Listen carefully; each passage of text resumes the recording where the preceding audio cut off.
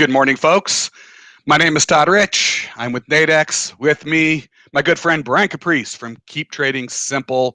This is Nadex Morning Analysis. And we've got some hot spots to talk about in the markets today. Interestingly enough, some of these commodity markets are getting caught up in some of the frenzy that you're seeing in the equity markets. Before we jump into that and we start having some interesting discussions, I need to share that trading involves risk. It may not be appropriate for everyone, that any trading decisions you make are solely your responsibility and at your own risk.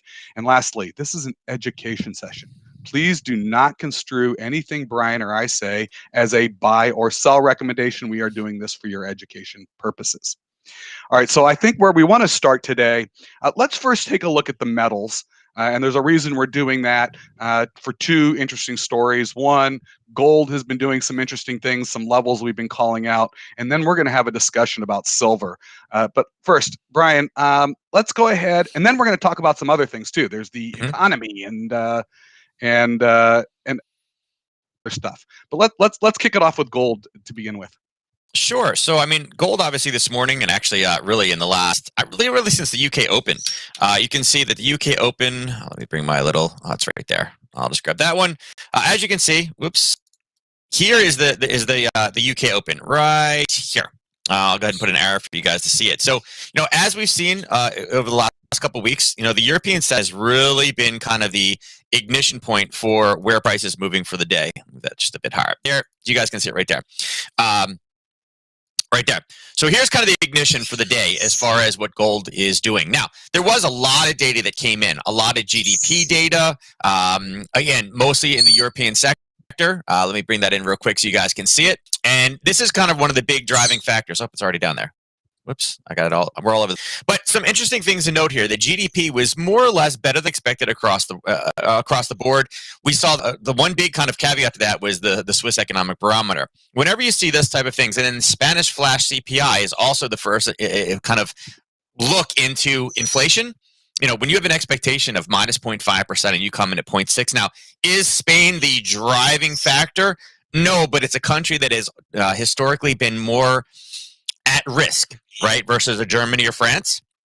When you're starting to see inflation there, that tends to be a good thing. Now, again, remember we did see some news out of the FOMC about how we will see inflation here and there, but any bit, especially in a country like this that is supposed to come in negative, and then again, having that coupled with better than expected GDP across the board for the most part in the European sector, all these things are good because the faster we get back from recovery, the faster we see inflation, the faster gold is justified to go higher. And again, pretty much across the board, everything looked good. And then again, with the Canadian numbers earlier today that just happened 30 minutes ago, again, better than expected GDP. So all of these things are positive. And again, even the price index is up. So all these factors are technically great for gold. And again, we're seeing this spike from the open. Now, question is, will we leave this range? We know that we have a bit of a kind of sideways channel. We know we have some sellers sitting up here at 1872. The big question is, after this, enormous rally from, and I say enormous, we went up from the 1835 level up to the 1870. $40 is a lot in, 6 hours. Question is, with this big of a move this fast, with some good data out there, right? It's good. I wouldn't say it's great. Are we due for more of a retracement, or will we finally get to break up to this 1890 level? Which again, we've batted around this 1870 level a few times. The next super clean kind of untested level that was up at that 1890 and even maybe potentially the 1913. Combine that with kind of some of the craziness that's going on in the markets right now. Today could be a day we finally get a burst. But, again, big question is, what drove gold prices down? And are those factors still existent? And those are, again, those are going to be revolving around the pandemic and recovery. Again, if you want to look at some levels, but I think we, definitely need to have a bit of a discussion about the J&J news that we heard this morning. It is echoing some of the worries and concerns that you and I both had mentioned on streams earlier this week as well. So if you want to dive into some gold. I think that'll make sense too also when we jump over to U.S. equities because we're seeing them down across the board. But I want to jump into these metals discussions. Let's take a quick look at gold. first, and then I think there's gold is also following a little bit with silver, and we're going to get into that. But we are seeing gold. We've called out these levels before. This 1860 level, the 1830s below this 1860. It was kind of range bound. That range kind of popped up to the 1840 to 1870 range. That's the 1870 is where you've got this bar up above, and we're actually now starting to push through that. The question is gold going to continue just to keep going? Is it going to come back and do one of Brian's Harry Potters, where it comes up, then it retraces, comes back down to this level, touches it, and then takes off? Something to keep an eye on. It looks like a little lightning bolt. At Nadex, we've got binary options all the way up, and if you take a look at what gold has done today, and I'm going to try to make this so you can see how many strikes it's actually gone through so far. 1, 2, 3, 4, 5. It's up at its sixth right now, where it's a 50-50 proposition. And we've got plenty up above. Could gold really take jump another 5, 6 strikes? Possibly. So is there opportunity up here, something to be keeping an eye on? I think so. Now, one of the other reasons why gold is probably getting some support this morning, I'm going to start off. Let me just jump over, and then we can actually talk about it a little bit. And I don't know if, Brian, if you want to bring up a chart eventually, but I'm going to bring up silver. And the reason I'm bringing up silver is we've all been following what's been going on with Reddit. And how that has been impacting the certain assets in the equities markets. Well, guess what? Silver is now getting lumped in with some of that. We've got the Reddit traders jumping in and talking up silver. Now, you're watching it happen. I mean, silver spiking as these folks come in. There are people out there that will trade it. It chops around, and here we go. It's taking off again. We're hovering in this 27.5 range in our weeklies. I'm telling you, we've got upside weeklies in silver. I know we're adding daily binary options in silver.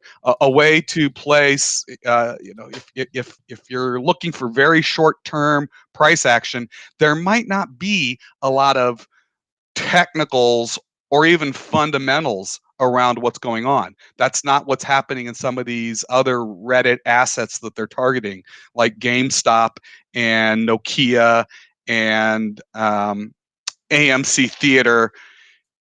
It's not about technical analysis or fundamental analysis. This is pure free market capitalism and trading happening. And if they want to come in, and I know that there's a lot of short sellers in silver, the banks tend to have a lot of silver sitting around in storage, and they can lean on the price of silver. But at some point in the futures market, it does become interesting. If a lot of people came in and bought and held their contracts to February delivery, would there be enough silver to actually deliver on the shorts? And the answer is no. So it's something to keep an eye on. Silver is in the target sites of the Reddit folks, and it could move irrationally or erratically along with some of these other assets that the Reddit folks are targeting. So, Brian, I don't know if you want to chime in a little bit on some of that and your perspective on what's happening with this new influence in the markets right now in certain spots. Sure. Yeah. If you want to flip back real quick, I have actually GameStop up, and I think it's a precautionary tale. One of the things about the market that a lot of people overlook a lot of times is the amount of risk in trades.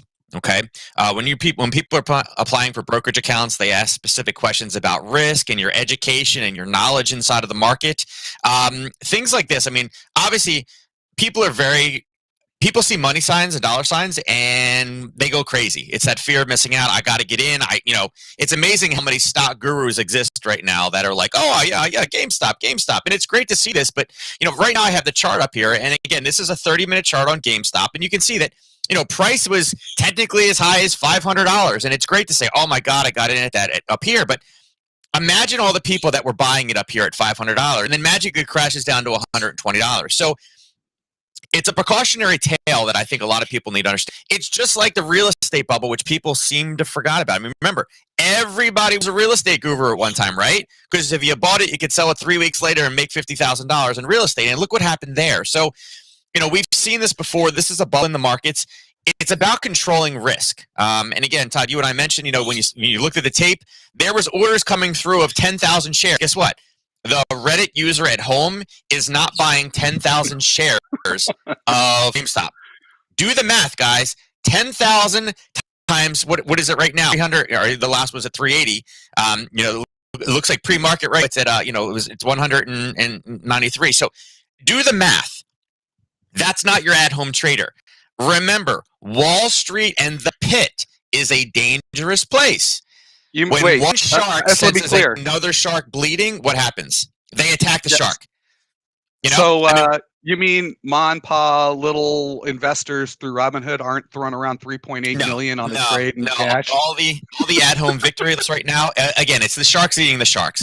When they sense blood, they go for it. That's their job. That's their business. The market is a very vicious place. Now, how does that help us? You need to learn how to control your risk. A lot of people are doing this in the options market. Options is about rights and obligations. A short position is an obligation that puts you at unlimited risk. When you're buying options, it gives you the right to do something, but you don't have to do it. All right, that's one of the nicest things about Nadex. You don't have that obligation where you can end up paying more than what you have in the account, right? It's the cost to end of the transaction, including fees. So again, there are ways to play these markets and get in there and be able to make money. If silver is going to be the next hot one going higher, great, but just understand the market that you're stepping into. And again, if it does it with silver, the next time there's a rumor that Reddit is attacking a specific thing, can there all of a sudden be illegal manipulation of a stock? And the answer is yes. Don't be on the wrong side of these things. Make sure you're doing it for the right reasons and you're protecting yourself is really the kind of message that I can put out there. Because remember, nothing's really changed besides there's Reddit says, oh, this is the next target that we're going to take down, Yeah. So it's one of those things. Yeah. The moral of the story there, the great trading opportunity. I'm actually a fan of more people coming into the markets. I really am. I think if you want to take advantage of these opportunities, you just got to do so. But you have to manage risk. And that's, as Brian said, the ability to do that at Nadex with binary options, with call spreads or knockouts, defined risk, defined reward. You know exactly what you're getting into, and there's opportunities to potentially make money trading these. I mean, again, you don't have to wait until expiration to see what happens. So if silver is going to be one of these things that starts flying around, and we're already seeing it. In fact, let me just kind of toss this back up here again. I mean, you could see how silver made I mean, it's what did we start off? We started off at 25 and change. We're now up above 27 and a half. I mean, silver to make a 10%, a 9% move. Here it is, a 9% move. That is a significant move in silver. We know the Reddit folks are talking about it.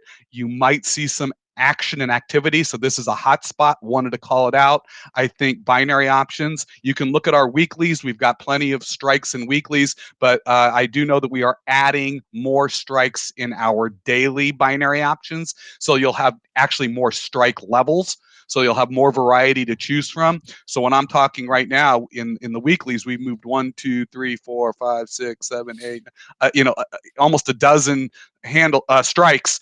You're going to actually have a whole bunch of more strikes in our dailies today. So it's something to look at. Know that the Reddit folks are in there. Could this get irrational and make very large moves up or down? Yes. Does that create opportunity? Yes. If you're in it for the short-term trade, silver would be something I would say you might want to take a peek at today, because we know they're in there. By the way, it's really rather interesting. I just want to throw this out there for a second. I know that there was a big hubbub about what Robinhood did in having to stop people from trading, but the news just came out from the Wall Street Journal. The irony of all this, it's not lost on me. Access to the markets for all of these small folks into those equities are coming in through Robinhood. Robinhood had to go find $1 billion yesterday. It just got reported by the Wall Street Journal. $1 billion to shore up its finances, because all these guys that were trading Robinhood Robinhood didn't have enough cash and capital to make its obligations to the clearinghouse.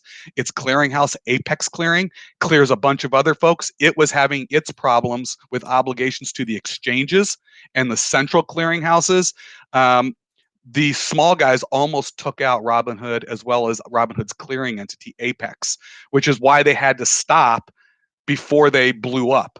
And that would have been infinitely worse. The fact that they were all able to get cash and capital yesterday and overnight to allow people back in and turn the machines back on is actually really good. But it's not lost on me that these small traders who the very tool they're using to access the markets through their behavior almost took out their access. So it's a real tricky situation.